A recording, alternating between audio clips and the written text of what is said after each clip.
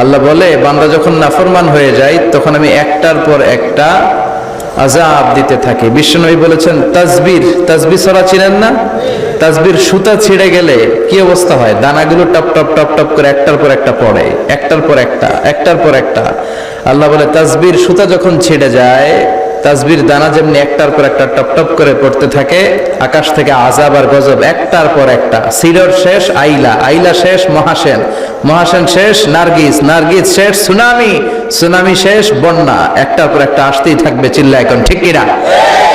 এজন্য আযাব আর গজব আসলে আমাদের তওবা করা দরকার। তওবা করব কার কাছে? কিন্তু দুর্যোগ আসলে দেখবেন দুর্যোগ মন্ত্রী টেলিভিশনে বলবে, আমরা ভূমিকম্প মোকাবেলা করব, আমরা বন্যা মোকাবেলা করব। তুমি কি বন্যা মোকাবেলা করবে? আমি আল্লাহ যদি একটা ঘূর্ণিঝড় পাঠায়, একটা ভূমিকম্প পাঠায়, পুরো 16 কোটি মানুষকে মুহূর্তের মধ্যে পাউডার বানায় দিতে পারে কে? এক ভূমিকম্প এসে লক্ষ লক্ষ মানুষকে আল্লাহ দুনিয়া থেকে বিদায় করে দিচ্ছে। এক সুনামির ধাক্কায় 1.5 লক্ষ মানুষ just সোয়েপ down to the sea. সাগরের একটা পানি এসে, ঝড়ো হাওয়া এসে, একটা জলোচ্ছ্বাস এসে 1.5 লক্ষ জাপানবাসীকে সাগরের ভেতরে আল্লাহ ঢুকাইয়া দিল।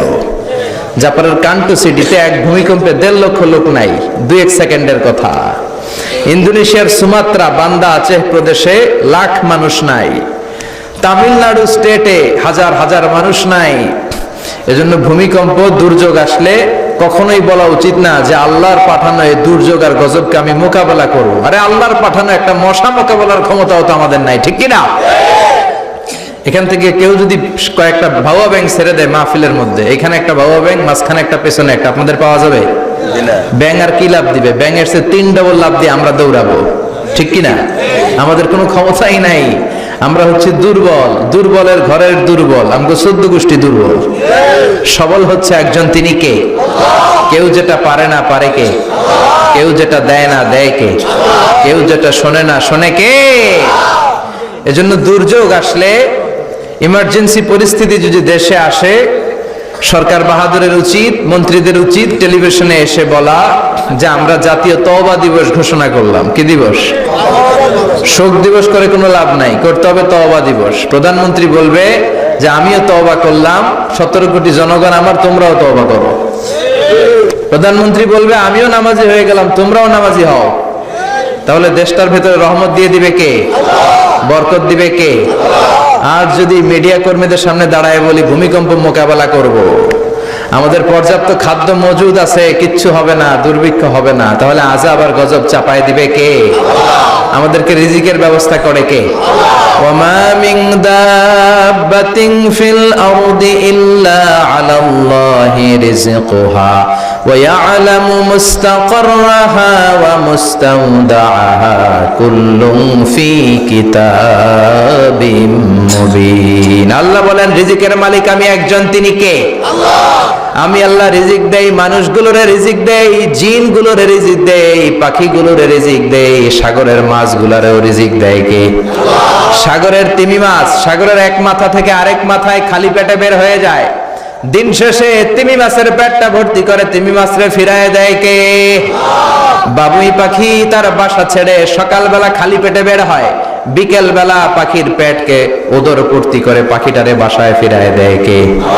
রিকশাওয়ালার পকেটের টাকা নাই, আল্লাহর নাম নিয়ে রিকশাওয়ালা সকালবেলায় রিকশা নিয়ে বের হয়ে যায়, বিকেল বেলা রিকশাওয়ালার পকেট ভর্তি করে টাকা দিয়ে পাঠায় কে? এজন্য রিজিকের মালিক একজন, দুনিয়ার কেউ রিজিক দিতে পারে না। পৃথিবীর সব রিজিকের রাস্তাগুলো যদি বন্ধ হয়ে যায়, সামান্য রিজিক তৈরি করার ক্ষমতা আমাদের আছে নাকি? এই পৃথিবীতে 4 জন বাদশা ছিলেন, 2 জন মুমিন, 2 জন কাফের, যারা গোটা বিশ্বের বাদশা। গোটা বিশ্বের 2 জন মুসলিম, 2 জন কাফের। কাফিরের একজনের নাম নামরুদ, আরেকজনের নাম বখতানাসর। আর মুমিন একজন হচ্ছে সাইয়েদনা সুলাইমান আলাইহিস সালাম, আরেকজন হচ্ছে যুলকারনাইন। তো সাইয়েদনা সুলাইমান আলাইহিস সালাম আল্লাহকে বলল, আল্লাহ আমি গোটা বিশ্বের বাদশা, আমি গোটা পৃথিবীর সব মানুষগুলোকে একবার লাঞ্চ খাওয়াতে চাই। কি খাওয়াতে? লাঞ্চ মানে কি? দুপুরের খাবার। আল্লাহ বলবেন নো। আল্লাহ বললেন, no, it's not your job Sulaiman. Sulaiman, এটা তোমার জব না, it's my duty, it's my job, it's my business. এটা আমার কাজ, আমার কাজ তুমি করতে যাও না। সাইয়েদনা সুলাইমান বললেন, আল্লাহ আমারে ট্রাই করার চেষ্টা দেন, সুযোগ দেন, আমাকে একটু ট্রাই করার সুযোগ দেন, চেষ্টা করার সুযোগ দেন। আমি একটু চেষ্টা করতে চাই গোটা বিশ্বের সব প্রাণীকুলকে, মৎস্যকুলকে, জিনকুলকে, মানবকুলকে খাওয়াতে চাই। আল্লাহ বললেন, সুলাইমান এইটা তোমার কাজ নয়, তুমি পারবা না, কাজটা কার? আমি রিজিক দেই। সেদিনা সুলাইমান বললেন, লেট মি ট্রাই, আমাকে একটু চেষ্টা করার তৌফিক দেন, আমি একটু করি, দেখি না পারি কিনা।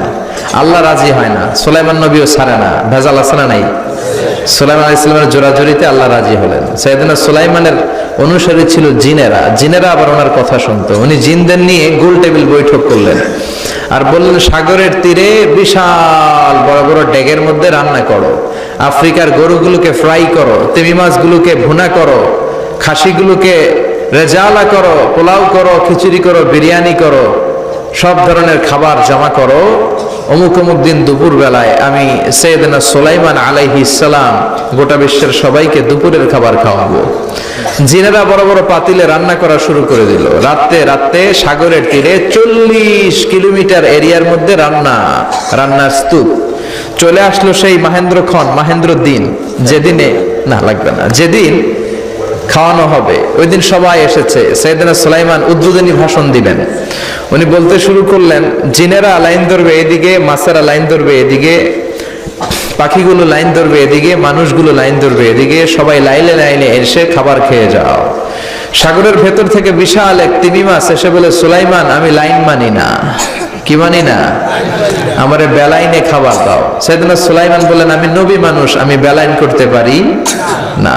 তিমি মাছ বলে, আমার পেটে প্রচন্ড ক্ষুধা, এই ক্ষুধায় যদি আমি মরে যাই তাহলে কিয়ামতের দিন আল্লাহ তোমারে ছাড়বে না, কারণ আমি তোমার মেহমান হয়ে এসেছিলাম।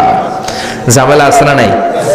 সাইয়েদনা সুলাইমান বললেন, বিপদে কি করি? আসলেই তো এই তিমি মাছ আমার মেহমান, আজকে না খেয়ে যদি মারা যায় কিয়ামতের দিন আল্লাহ আমারে ছাড়বে না। সাইয়েদনা সুলাইমান বললেন, ঠিক আছে, শুধু এই তিমি মাছের জন্য বেলাইন, বাকি সবাই লাইনে খাবে। কিছু লোক আছে দেখবেন সব জায়গায় বেলাইন করে, আছে না নাই?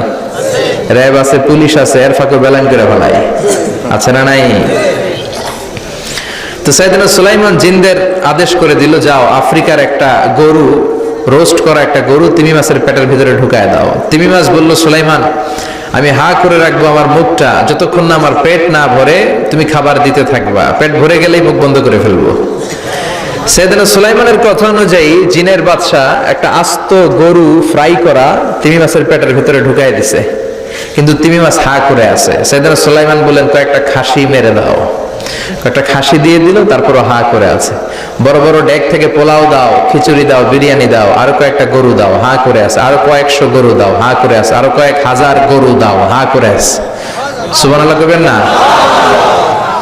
দিতে দিতে 1 কিলোমিটারের খাবার নাই, 2 কিলোমিটারের খাবার শেষ, 10 কিলোমিটারের খাবার শেষ, 20 কিলোমিটার শেষ, 30 কিলোমিটার শেষ, 40 কিলোমিটারের খাবার শেষ। এখনো তিমি মাছের মুখটা হা করা আছে না নাই? সাইয়েদনা সুলাইমান সেজদায় পড়ে গেলেন, ডেকে বললেন, আল্লাহ আমি বুঝি নাই, গোটা বিশ্বের সবাইকে তো দূরের কথা, একটা মাছরেও তো রিজিক দিতে পারলাম না। তিমি মাছ এখনো হা করা, ডেকে বলে, সুলাইমান প্রতিদিন রব্বুল আলামিন 3টা লোকমা খাবার আমারে খাওয়ায়, তুমি 40 কিলোমিটারের খাবার পেটে দিয়েছো, কিন্তু আল্লাহর 3টা লোকমার একটা লোকমার সমানও হয় না। এজন্য আল্লাহ বললেন, ওয়ামা মিন দাব্বাতিন ফিল আরদি ইল্লা আলাল্লাহি রিজকুহা ওয়া ইয়ালামু মুস্তাকাররাহা ওয়া মুস্তাওদাআহা কুল্লুন ফি কিতাবিম মুবিন। আল্লাহু আকবার। এই পৃথিবীতে যত প্রাণী আছে, মানুষ আছে, সবাইকে রিজিক দেয় কে? এজন্য রিজিকের মালিক আল্লাহ। ডেকে বললেন, গোলাম আযাব আর গজব ততদিন আসবে যতদিন তোমাদের নাফরমানি বন্ধ না হয়, আর যেদিন থেকে নামাজি হয়ে যাবা, যেদিন থেকে আল্লাহওয়ালা হয়ে যাবা, আযাব আর গজব বন্ধ করে দিবে কে? রহমত দিয়ে দেশটারে ভরে দিবে কে? লা ইন শাকারতুম লা আযীদান্নাকুম। শুকরিয়া করো, আমি নিয়ামত বাড়াই দিব। কার কথা? আল্লাহ। আর জোরে বলেন, কার? আল্লাহ সব সময় আমাদেরকে তুমি নিয়ামত গুজারদের অন্তর্ভুক্ত হওয়ার তৌফিক দাও। আমিন। আর জোরে পড়েন আমিন।